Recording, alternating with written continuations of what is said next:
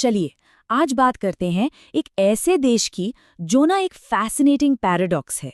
नाम है इसका द स्माइलिंग कोस्ट यानी मुस्कुराता हुआ तट। पर यकीन मानिए इसका इतिहास तानाशाही और मुश्किलों से भरा हुआ है। तो आखिर क्या कहानी है द गैम्बिया की? आइए आज इसी पहेली को सुलझाते हैं। तो सवाल तो यही है ना? एक देश जो तानाशाहों के राज से गुजरा हो, जहां युद्ध जैसे हालात बन गए हों, आखिर उसे द स्माइलिंग कोस्ट का नाम कैसे मिल गया? बस यही वो गुत्थी है जिसे आज हम साथ मिलकर सुलझाने वाले हैं। तो चलिए शुरू से शुरू करते हैं और इस कहानी को समझने के लिए सबसे पहले हमें द गैम्बिया के नक्शे पर एक नज़र डालनी होगी, क्योंकि इसकी ज़मीन का हर टुकड़ा, हर इंच अपने आप में एक कहानी कहता है। अब देखिए द गैम्बिया का आकार कितना अजीब है ना?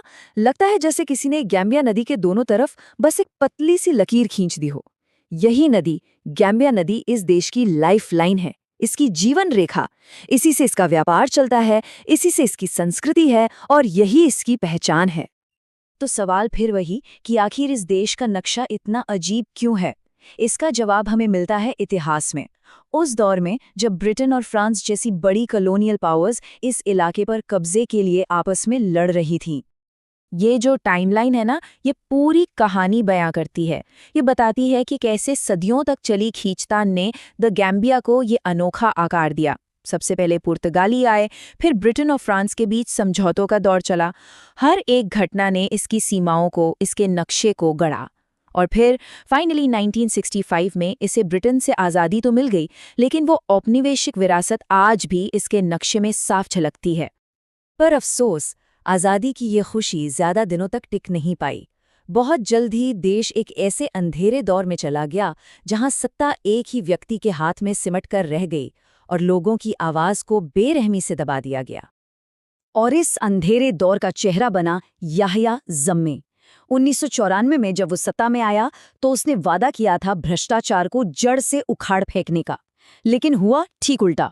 उसके 22 साल के राज ने देश को ह्यूमन राइट्स अब्यूजेस और भ्रष्टाचार के एक गहरे दलदल में धकेल दिया। फिर आया साल 2016, एक ऐसा साल जब एक ड्रामेटिक कॉन्स्टिट्यूशनल क्राइसिस ने पूरी दुनिया का ध्यान अपनी तरफ खींच लिया और द गैम्बिया को युद्ध के बिल्कुल कगार पर लाकर खड़ा कर दिया। और फिर सब कुछ बहुत तेजी से हुआ। चुनाव हुए और नतीजे बिल्कुल चौंकाने वाले थे। विपक्ष के उम्मीदवार अदामा बैरो जीत गए। शुरू में तो जमे ने हार मान ली, पर सिर्फ एक हफ्ते बाद ही वो अपनी बात से पलट गया। उसने नतीजों को मानने से इनकार कर दिया और साफ कह दिया कि वो पद नहीं छोड़ेगा। बस उसके इस एक फैसले ने पूरे देश को एक बहुत बड़े संकट में झोंक दिया। अब हालात इतने बिगड़ गए कि पड़ोसी देशों को दखल देना पड़ा। पश्चिम अफ्रीकी देशों का जो इकोनॉमिक कम्युनिटी है, इकोवास, उसने सैन्य कार्रवाई की तैयारी शुरू कर दी। उनकी फौजें द गैम्बिया की सीमा पर आके खड़ी हो गईं और ऐसा लगा कि अब युद्ध होकर ही रहेगा। लेकिन शुक्र है आखिर में डिप्लोमेसी की जीत हुई। हुआ ये कि जो नवनिर्वाचित राष्ट्रपति थे बैरो, उन्होंने पड़ोसी देश सेनेगल में ही शपथ ले ली। फिर इंटरनेशनल प्रेशर इतना बढ़ा कि जम्मे को आखिरकार झुकना पड़ा। वो पद छोड़ने और देश से बाहर जाने के लिए राजी हो गया और इस तरह एक बड़ा मिलिट्री कॉन्फ्लिक्ट होते होते टल गया। तो चलिए अब जरा आज के दौर में आते हैं और देखते हैं कि इस तानाशाही के बाद आज द गैम्बिया आर्थिक तौर पर कहाँ खड़ा है, क्या चैलेंजेस हैं और क्या उम्मीद की किरणें हैं। तो द गैम्बिया की जो जीडीपी है वो करीब $2.51 बिलियन है। अब इसे पर्सपेक्टिव में रखने के लिए सोचिए, ये मेनलैंड अफ्रीका की सबसे छोटी इकोनॉमीज में से एक है। तो इससे आप अंदाजा लगा सकते हैं कि देश के सामने इकोनॉमिक चैलेंजेस कितने बड़े हैं। लेकिन एक अच्छी खबर भी है। अच्छी खबर यह है कि इकोनॉमी सही पटरी पर लौट रही है। जीडीपी ग्रोथ रेट में तेजी आ रही है और इसकी सबसे बड़ी वजह है टूरिज्म का वापस लौटना और ट्रेड का बढ़ना। तो द गैम्बिया की इकोनॉमिक रिकवरी की कहानी एक सिक्के के दो पहलुओं जैसी है। एक तरफ तो पॉजिटिव साइंस है, महंगाई कम हो रही है, गरीबी भी धीरे धीरे घट रही है। लेकिन दूसरी तरफ है एक बहुत बड़ी चुनौती, जम्मे के दौर से विरासत में मिला भारी भरकम सरकारी कर्ज। तो चलिए अब वापस आते हैं हमारे सबसे पहले सवाल पर। इतनी सारी मुश्किलों के बाद भी आखिर क्या वजह है कि द गैम्बिया को द स्माइलिंग कोस्ट कहते हैं? और इसका जवाब बहुत ही सिंपल और बहुत ही खूबसूरत है। ये नाम ना तो इसकी राजनीति से आया है, ना ही इसके भूगोल से। ये नाम आता है यहाँ के लोगों से, जो अपनी अनबिलीवेबल वार्मथ और हॉस्पिटैलिटी के लिए, अपनी वेलकमिंग नेचर के लिए दुनिया भर में मशहूर हैं।